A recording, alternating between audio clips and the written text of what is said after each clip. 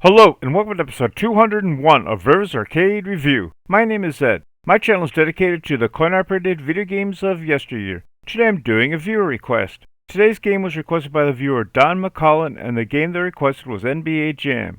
NBA Jam was released in 1993 by Midway Games. My first time playing this game was at Haunted Trails Arcade and Mini Golf in Burbank, Illinois. NBA Jam is a basketball-themed game in which you control your player with an 8-way joystick and 3 buttons, one to steal or pass, one to jump or shoot, and one for turbo. This game offers up to 4-player simultaneous play in which you play a game of 2-on-2 basketball. This game was the first arcade game that was officially licensed by the National Basketball Association. This game is an unofficial sequel to the game Arch Rivals, which is also a 2-on-2 basketball game, which was also released by Bally Midway. This game took the game of Arch Rivals and took it to a much higher level. As mentioned earlier, this game offers 4-player simultaneous gameplay as opposed to 2. In addition, the players have a choice of teams as opposed to management's color swap only. These teams were actual teams from the NBA rosters from the 1992-93 season. Each team will have 2 players from said team. The first player to hit start on either side will control which team you select. The first player name will be for players 1 or 3, and the second player name will be for players 2 or 4, although pressing the turbo button will swap the player position. If either player chooses a team, it will be locked out for the other player. The teams you have to choose from and the representing players are in alphabetical order are, and I apologize in advance if I get any of these wrong, Atlanta Hawks with Dominique Wilkins and Stacey Augmon. The Boston Celtics with Kevin McHale and Reggie Lewis. The Charlotte Hornets with Larry Johnson and Kendall Gill. The Chicago Bulls with Scottie Pippen and Horace Grant. The Cleveland Cavaliers with Mark Price and Brad Daugherty. The Dallas Mavericks with Derek Harper and Mike Gazzulio. The Denver Nuggets with Dikembe Mutombo and Alfonso Ellis. The Detroit Pistons with Isaiah Thomas and Bill Laimbeer. The Golden State Warriors with Tim Hardaway and Chris Mullin. The Houston Rockets with Hakeem Olajuwon and Kenny Smith. The Indiana Pacers with Reggie Miller and Del Schmeff. The Los Angeles Clippers with Ron Harper and Danny Manning. The Los Angeles Lakers with James Worley and Vlade Divac. Miami Heat with Glenn Rice and Rony Shilicky. The Milwaukee Bucks with Blue Edwards and Brad Lorenz. The Minnesota Timberwolves with Chuck Person and Christian Laettner. The New Jersey Nets with Derek Coleman and Drazen Petrovic. The New York Knicks with Patrick Ewing and Charles Oakley. The Orlando Magic with Shaquille O'Neal and Scott Skiles. Philadelphia 76ers with Jeff Hornacek and Hershey Hawkins. The Phoenix Suns with Charles Barkley and Dan Margell. The Portland Trail Blazers, Clyde Drexler and Terry Porter. The Sacramento Kings with Spud Webb and Wayman Tisdale. The San Antonio Spurs with David Robinson and Sean Elliott. The Seattle Supersonics with Sean Kemp and Benoit Benjamin. The Utah Jazz with Karl Malone and John Stockton. And the Washington Bullets with Tom Gogolia and Harvey Grant. And once again, I apologize if I butchered any of the names. Each player has their own strengths and weaknesses based on the real-life performances. Once you enter your coins, your gameplay will begin. The default settings for this game are 2 quarters for each person to play each game quarter. It takes 8 quarters to play an entire game. Win or lose, your game will end after the 4th quarter. There is an exception to this though. During a 4-player game, the winning players will receive a free game, whereas the losing players or new players must rebuy to play another game. If the game is tied after 4 quarters, the game will go into overtime, although each player must buy in for an additional 50 cents. If the game is still tied after overtime, the game will go into double overtime, although each player must rebuy once again. Overtime will continue as long as there are ties, and you must rebuy each time, although after quadruple overtime, the overtime graphics will begin to glitch. After each player chooses which position to play, the game will give you the option to enter your initials for record keeping. If you choose to do so, you can enter up to 3 letters or spaces. After that, you'll enter the month of your birth as well as the date of your birth. After doing this, the game will check back records for your overall rank, win-loss record, win percentage, win streak, and the last match and score. If it's your first time playing the game at this location, you will get the message No Record.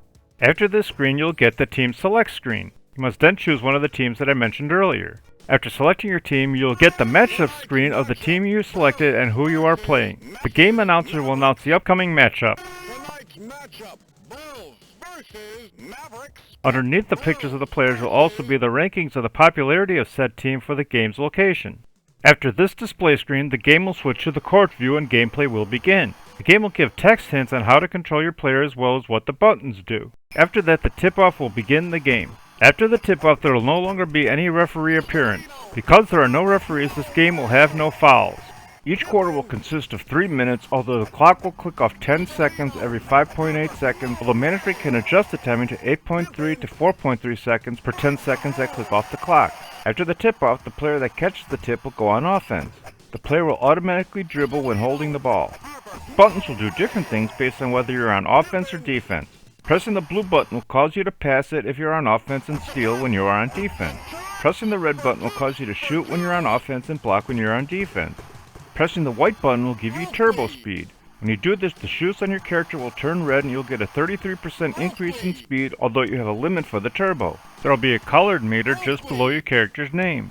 You'll have approximately 7 seconds of continuous turbo before needing to recharge. It will take about 4.3 seconds to fully recharge, although you can use the turbo anytime there is power remaining on your meter. Between the quarters, the game will give you coaching tips. After the tip screen, if you haven't purchased the full game, you will have the option to continue. You must add 50 cents to continue another quarter. If you purchase the full game, you'll immediately go to the next quarter and gameplay will continue. Even though I mentioned earlier that there will be no fouls, there are some violations. The first violation is the shot clock violation. Just like it says, you'll be called on this violation if your team fails to attempt a shot within 24 seconds, although the shot clock counts down at the same speed as the game clock. If you get a shot clock violation, the opposing team will automatically get the ball and go on offense. Another violation that is called is goaltending. This is when you block a shot that is on its way into the basket. When this violation is called, the team that made the shot will automatically score the points had the ball made it into the basket. There's also an automatic power-up if one player scores 3 consecutive baskets. When you do this, you'll be considered to be on fire. When you are on fire, there will be a fire graphic following the ball when you shoot it, and it will burn the net if it makes it into the basket. When you are on fire, your accuracy will increase extremely. In addition, you will no longer be called for goaltending, and your turbo meter will not decrease. You will remain on fire until you miss a shot or another player scores. Occasionally, when you make a hard dunk, the backboard will shatter, scattering glass all over the court. This won't affect scoring or gameplay. As soon as the backboard pans off the screen, it will be replaced with a new one. There are also some hidden characters in this game. To access these characters, you must enter the following initials as well as the birthdays. The secret codes are as follows. MJT, March 22nd will get you Mark Turmel, lead designer and the most powerful character in the game. SAL, February 1, will get you Sal DeVita, who did the artwork for NBA Jam as well as some of the graphics for Mortal Kombat. SL Space, June 24th, will get you Sean Liptak, programmer. TWG, December 7th, will get you Tony Gorski, animator.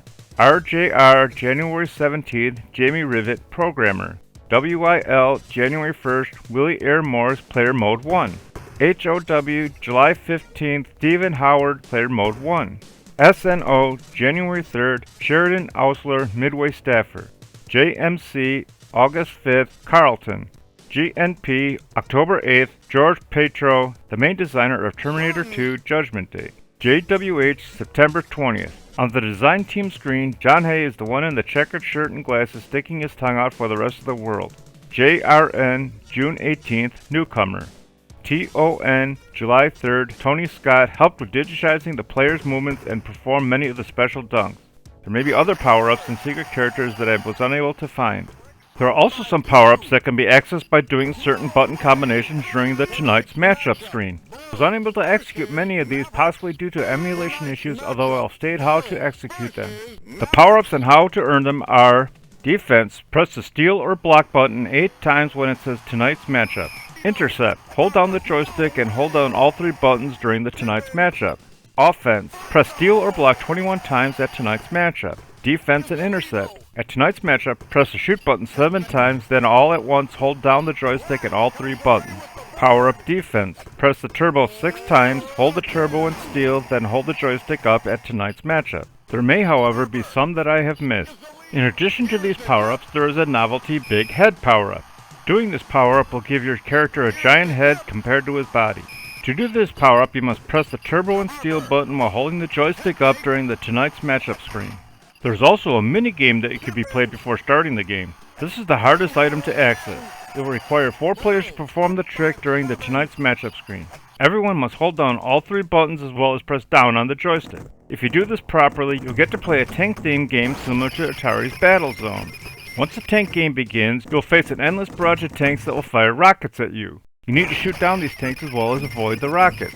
Your game will continue until your tank gets hit or 1 minute passes. Although it takes all 4 players to access this game, only player 1 will actually play the game. Scoring for this game is the same as it is for the NBA. You'll earn 2 points for any basket, although you'll earn 3 points for any basket that is made outside of the 3-point line. As mentioned earlier, there will be no fouls, so there will be no free throws. I did enjoy playing this game, although I didn't like the fact that it was quite the quarter eater. I like this game more than Peggle, but not as much as Mortal Kombat, so NBA Jam shoots its way into the 180th position overall. Thanks for watching, I hope you enjoyed it. If you have any games you'd like me to review, please leave a message below or on my homepage. Please remember to hit like, share, and subscribe, and stay tuned to new videos on the first and third Sunday of the month.